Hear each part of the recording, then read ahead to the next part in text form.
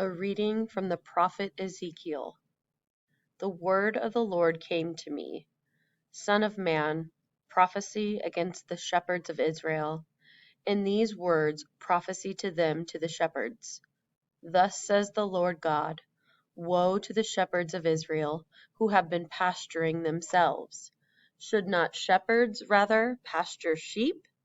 You have fed off their milk, worn their wool, and slaughtered the fatlings. But the sheep you have not pastured.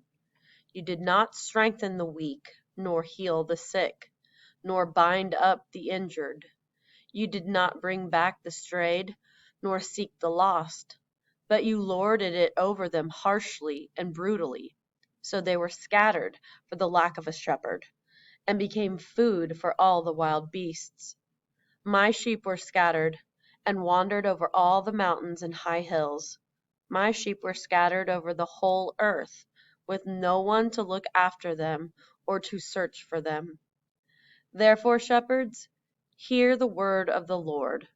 As I live, says the Lord God, because my sheep have been given over to pillage, and because my sheep have become food for every wild beast, for lack of a shepherd, because my shepherds did not look after my sheep, but pastured themselves, and did not pasture my sheep.